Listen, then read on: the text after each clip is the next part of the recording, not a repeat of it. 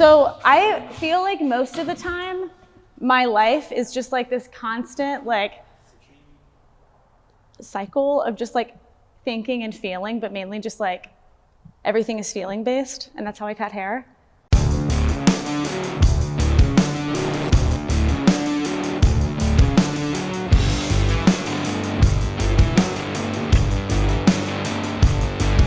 Okay, so just go. We'll just start now. But it's been rolling the whole time. Okay. All right, cool. Sorry. Awesome. Hello.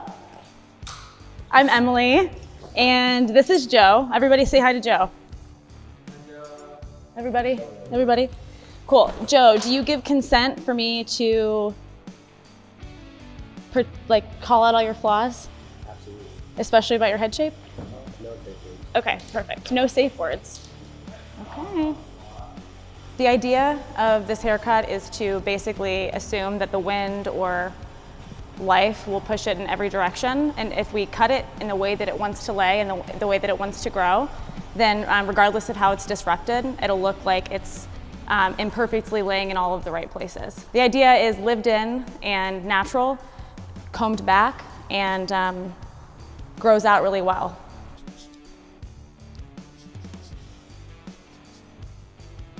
Sweet, so I'm gonna start my guide from the top of the head. So I like to work from here down. So I'm gonna pay attention to the hairline, the occipital bone, and I'm gonna pay attention to the crown.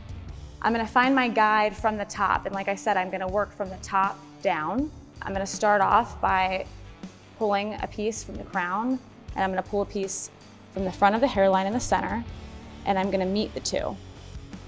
Again, this is all feeling based.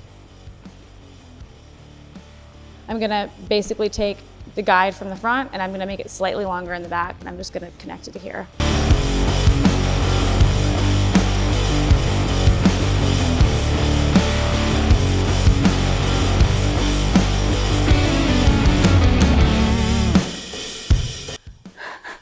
Thank you, Justin. He just wanted to one-up me. He wins. Everybody, Justin, the fearless hairdresser, everybody. Love it. Okay, sweet. So now I'm gonna go from my guide, and I'm gonna continue with the rest of the top of the haircut.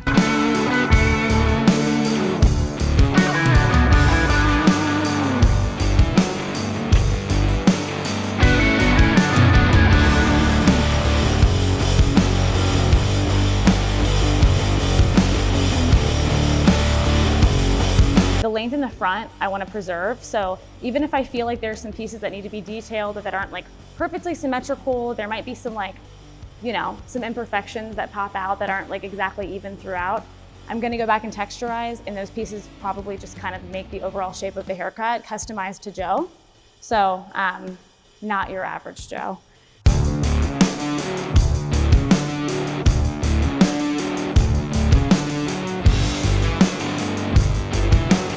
I'm gonna pay attention to this piece and where it falls. Anytime a hair does that, I just wanna let it be, because the whole concept here is we're going with, not against. And again, we're working from top down, so like, I don't really care what's going on below the ear, and I'm not gonna fuck with it. Excuse me. Mess with it. We've connected from the corner, the right front corner, and now we've made it to right below the crown. I'm gonna mimic this on the other side, and then I'm gonna come back through. And I'm also gonna remember, as I'm taking this section and cutting, that short hair pushes long hair. So if I cut too short of a piece within the crown somewhere, it's going to completely change the direction that the hair wants to lay, and this is no longer a combed back style.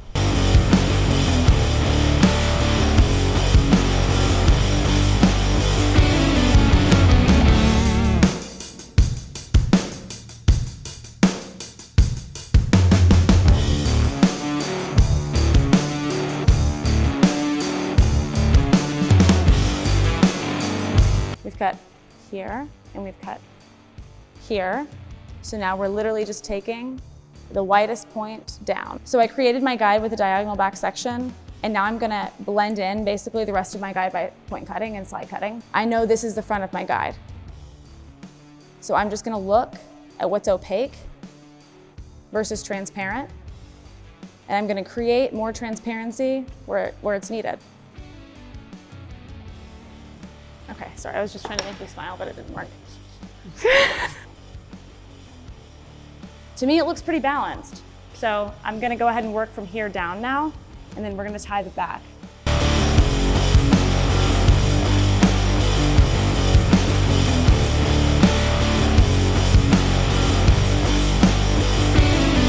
I'm dropping the bottom blade at the same speed as I'm closing. So I'm dropping my hand and I'm cutting at the same time.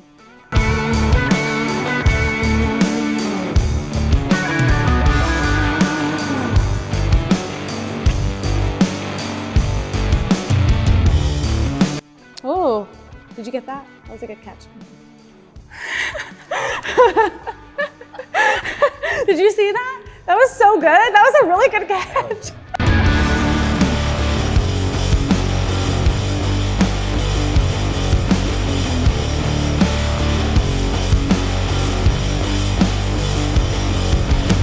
A lot of what lived-in looks are defined as. It's like the perfect balance between like not necessarily looking like you just got a haircut, but also feeling like that you just got out of the barber chair feeling, you just left the barber shop feeling.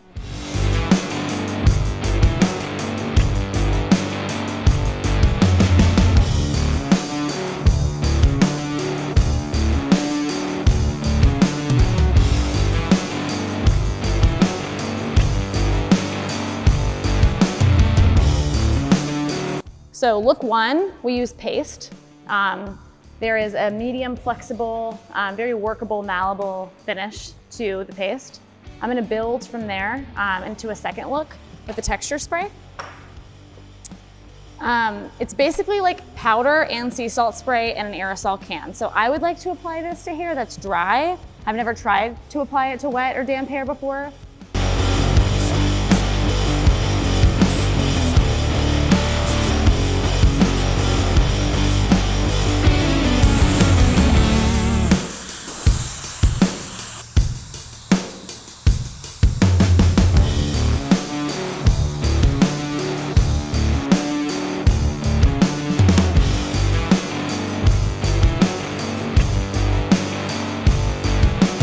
So third product that I'm gonna use today for a final look is a matte finish, high hold product.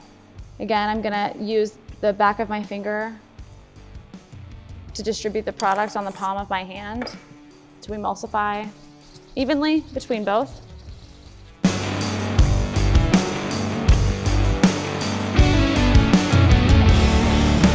What do I say for the thank you for listening part? Cool.